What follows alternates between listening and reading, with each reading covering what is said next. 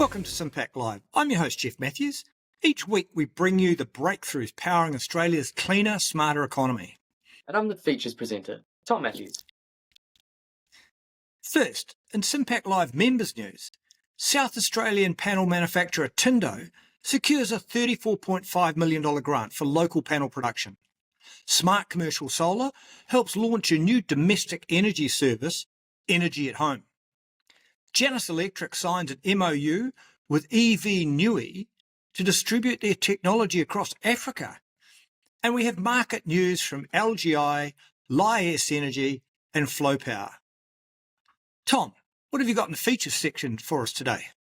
Australian-made solar steps up what the energy market's telling us and a practical look at solar and battery paybacks and performance. We also have some interesting data on how investors view competitors' green credential claims. That's eye-opening. I bet it is. But first, here's the national headlines from the week that's been. Victoria expands its renewable energy zones by 200,000 hectares, opening up new ground for solar, wind and storage. New South Wales Waratah Super Battery sets fresh output records just weeks after launch. Arena funds microgrids for the First Nations communities in South Australia, Northern Territories and Western Australia, helping them quit diesel. National Solar Panel Recycling Scheme gets the green light, and $500 million battery breakthrough initiative officially opens. Back to the lead stories. Adelaide-based Tindo has secured a $34.5 million grant from the federal government's Solar Sunshot program to ramp up domestic solar panel production. The funding will increase output from 20 megawatts to 180 megawatts per year, enabling Tindo to power 35,000 homes annually and create 50 new manufacturing jobs. The grant includes both manufacturing production credit and capital investment to upgrade its Mawson Lakes factory. It also supports a feasibility study for a future 1 gigawatt factory, which would require around $100 million in investment and create 250 jobs and produce 7,000 modules per day.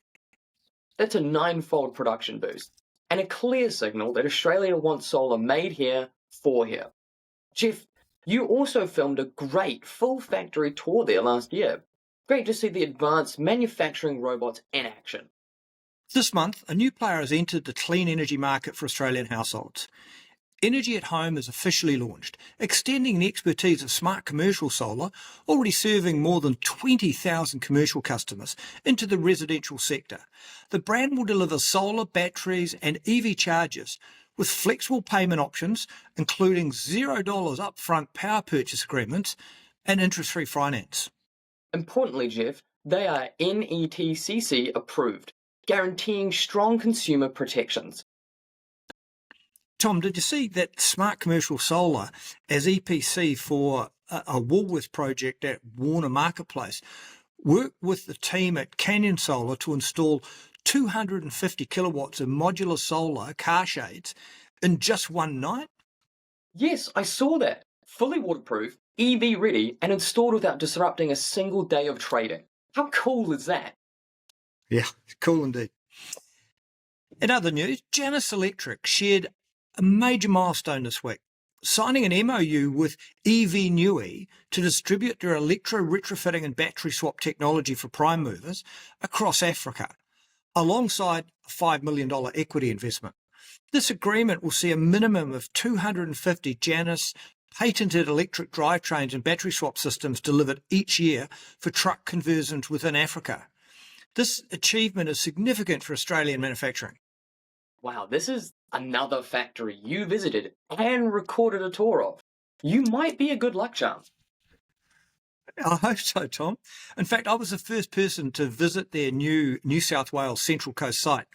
Great people, great business plan, and I can see them outgrowing that factory at this rate in no time at all. That video is still up on our YouTube channel as well. Awesome. But I want to return to our lead story about solar panels.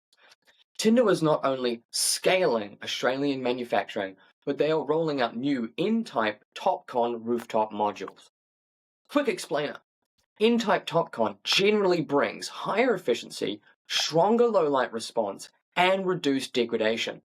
In practice, that means more output over the life of a system and better economics.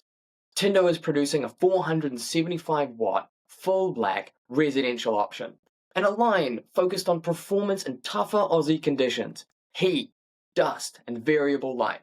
Better yield, better reliability. And with the $34.5 million manufacturing boost, it's a signal that the energy transition is being built here, not just imported. Remaining on solar for a minute, Smart Commercial Solar has published guidance for customers to sharpen solar returns. Aligning energy use with solar output can cut bills by up to 30%, while demand response contracts can boost ROI by an extra 10 to 15%. We'll put a link below for people wanting to see the full guidance. It shows strategy, not just panels, drives long-term savings. Now, returning to national news headlines, the Central West Arana Renewable Energy Zone is moving forward, with expressions of interest now translating into formal bids. Once built, this REZ will host up to 3 gigawatt of renewables, enough to power around 1.4 million homes. A landmark step in delivering the state's renewable pipeline. Neoen has unveiled Australia's biggest approved battery, the 560 megawatt, 2,240 megawatt hour Collie battery in WA. That beats the previous record set by the Waratah Super Battery in New South Wales. Collie will be able to power 1 million homes for 2 hours. Great to see these big batteries being deployed alongside record level of household battery installations. It is indeed. Arana has committed $14.4 million to renewable microgrids for remote First Nations communities.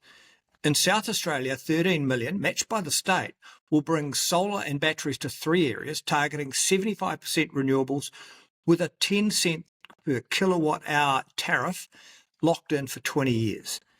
In WA, a 778 kilowatt solar and 2 megawatt hour battery hybrid system is being funded, plus $1.4 million for Northern Territory homeland projects. This means cleaner power, lower bills, and a stronger resilience for communities often left off the grid. The National Solar Panel Recycling Scheme gets the green light. Federal, state and territorial governments have agreed to develop a national product stewardship scheme for solar PV modules. Australia's solar panel waste is set to grow to nearly 100,000 tonnes by 2030. Yet more than 95% of a solar panel is recyclable, with valuable materials like aluminium, copper, silver and silicon able to be recovered. Furthermore, the Smart Energy Council estimates that around a third of old modules could be reused, delivering up to 24 gigawatts in capacity by 2040, enough to power 6 million homes annually. I personally talked to one recycler who said that 50% were reusable. New South Wales has been tapped to lead the development of a regulatory impact statement, with ARENA backing low-cost recycling technologies to make reuse both viable and cost-effective. A national scheme that could turn a rising waste problem into a resource opportunity. A real boost to Australia's circular economy. The federal government's $500 million Battery Breakthrough Initiative, BBI, officially opened this August through ARENA under the broader Future Made in Australia and National Battery Strategy Framework. Australia supplies around 50% of the world's lithium, but produces less than 1% of processed battery components. This program aims to close that gap, offering capital grants and incentives. Early contenders include Magellan Power, Aves Energy, Lias Energy, Graphene Manufacturing Group, and Syncona, all developing new Australian battery technologies. Good job. With global battery demand set to quadruple by 2030, this is about turning resources into local jobs and a sovereign clean tech industry. In the same vein, applications have now opened under the $20 billion Rewiring the Nation program, first launched in July. This funding backs the transition lines critical to renewable zones and interconnectors nationwide. This is a huge chance for states and project developers to get their projects moving faster. In financial news, Lias Energy reports a net loss of $6.4 million. Despite the loss, there are positives. The company closed the year with a healthy $18.9 million in cash and current financial assets, giving it the flexibility to continue funding development and to match federal grants. So while the financials remain in the red, the balance sheet, shareholder backing and growing government and commercial interest show Lias is well positioned as Australia's leading homegrown battery innovator. Renewable energy company LGI has reported a year of record-breaking performance, underlining its growing role in Australia's clean energy transition. The company posted a 14% lift in revenue to $17.4 million, as well as setting new performance records across the board. Renewable energy generation capacity increased 43% year on year. Biogas flow reached 128 million cubic metres, up 11%. Renewable electricity generation climbed 13% to 109 gigawatt hours. Carbon abatement hit 493,000 ACCUs, a 14% rise.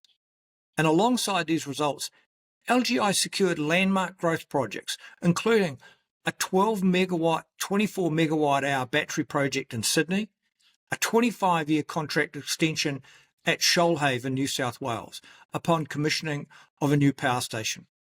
And Geoff, you actually visited LGI's biogas plant in Toowoomba and interviewed the founder on site. Not exactly a glamorous newsroom backdrop, but turning landfill gas into clean power is about as real as it gets. That's a three-peat for you. Yeah, on a roll. In FlowPower's July market wrap, wholesale prices averaged $67 per megawatt hour, down 12% year on year, thanks to record solar output.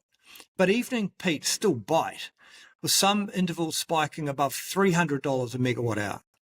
A reminder that while renewables are cutting average costs, flexibility and storage are the keys to locking in the savings. Yes, exactly. Tom, I want to bring you back in at this point because this week board director Angelina Charia pointed to a PwC survey showing that 94% of investors suspect greenwashing in company climate disclosures. That's almost everyone. It's a warning to boards that trust is becoming a real growth currency. Tom, you've been looking at what this means. That's right, Geoff. Investors and consumers are seeing a huge gap between what companies say and what they actually do. Nearly everyone doubts the claims, 94% of investors, and only 4% of consumers fully trust sustainability logos. But here's a kicker. People will pay for authenticity. Australians are happy to pay almost a 10% premium for sustainable products if they believe the story is real. So for boards and directors, climate isn't just about compliance anymore. It's growth strategy. The winners will be those who prove they're genuine. So, Tom, is this distrust just because grey-haired males are still running most corporations? Well, Geoff, you're pushing the no hair category, but seriously, it's not the hair, it's the habit. Too many leaders still treat climate as a PR exercise. My generation grew up fact-checking everything. If we can't see the data, we don't believe it. Trust comes when boards open the books, prove the impact, and show they're serious, not just spinning the story.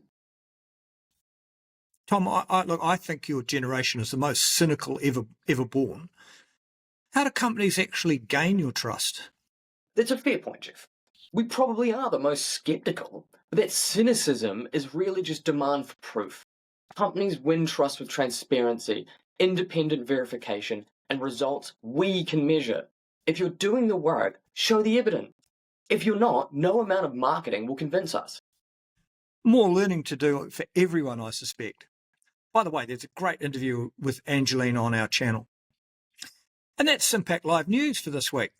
Subscribe, share, and send us your project wins. We love covering solutions that are working now. I'm Geoff Matthews. And I'm Tom Matthews. See you next Friday.